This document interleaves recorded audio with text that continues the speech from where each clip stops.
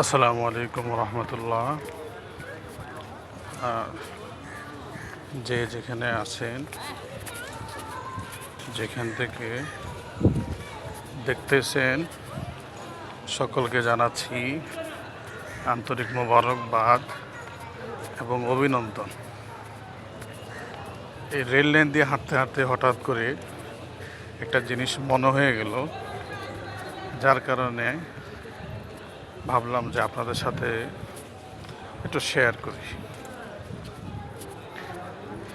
এদেশে rail line চলাচল এটা মানুষের জন্য অত্যন্ত উপযোগী এবং সহনীয়ভাবে মানুষ সহজে তাদের গন্তব্যস্থলে তারা ফিরে যায়।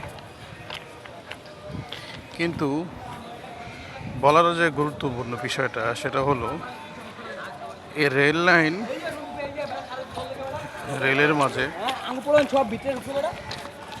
যেমন সরকারি রেল রয়েছে, ঠিক সেইভাবে বেসরকারিও রেল লাইন রয়েছে।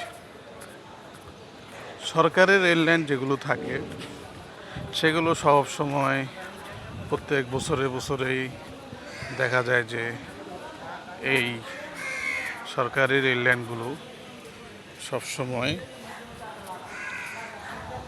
লস হয়, ঘাটতি থাকে। আর বেসরকারি যে ট্রেনগুলো তাদের কোনো ঘাটতি থাকে না, তারা নির্বিঘ্নে চলতে পারে। কিন্তু মজার বিষয় হলো বেসরকারি রেল লাইন যদি যারা রেল চালায় তারা যদি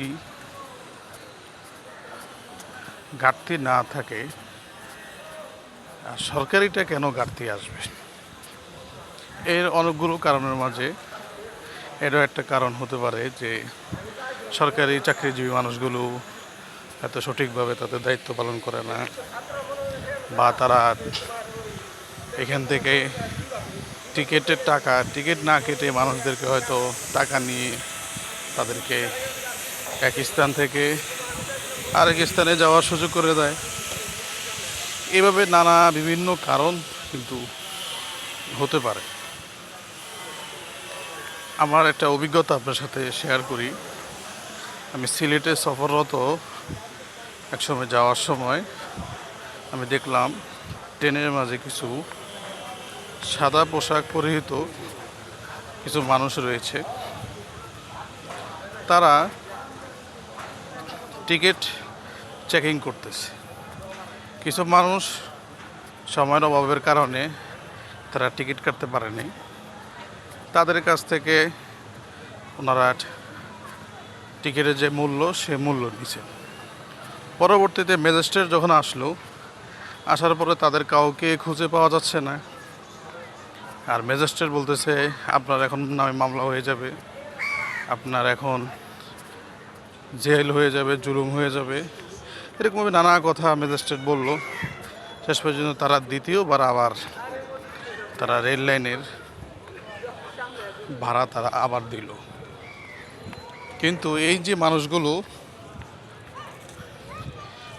রেল লাইনে কর্মরত মানুষগুলো যে মানুষদেরকে ঠকালো, তাদের পকেট ভারী করলো, তাদের পেট ভরালো, আর সাধারণ মানুষগুলো যে দ্বিতীয়বার টাকা দিয়ে তার বাধ্যতামূলকভাবে তার যাইতে হলো, এটা তার জন্য অনেক কষ্টকর।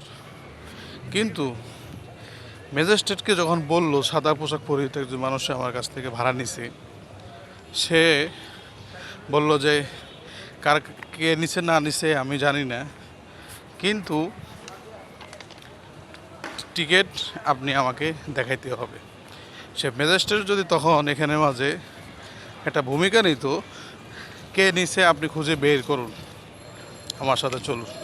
সে তো আর রেল লাইন থেকে বাইরে যায়নি, হয়তো রেল লাইনের ভিতরে কোথাও যায় সে বসে আছে।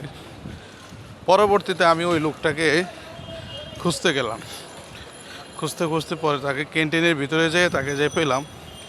কিন্তু ইতিমধ্যেই রেল স্টেশন এসে যাওয়ার কারণে রেল থেমে যায় আর ম্যাজিস্ট্রেট নেমে যায়। এই জন্যে আপনাদের সাথে বিষয়টা শেয়ার করা যে রেল লাইন থেকে মানুষের যে ভোগান্তির কারণগুলো হয়, অনেক সময় দেখা যায় যে অনলাইনের মাধ্যমে মানুষে রেল লাইন টিকিটের ভোগান্তি হয়ে যায়। সেই জন্য আমরা সকলেই নতুন স্বাধীন দেশে নতুনভাবে দেশের সমস্ত জিনিসগুলোকে নিয়ে আমরা চিন্তা করি। আল্লাহ তাআলা আমাদেরকে বোঝার তৌফিক দান করুক। আমিন।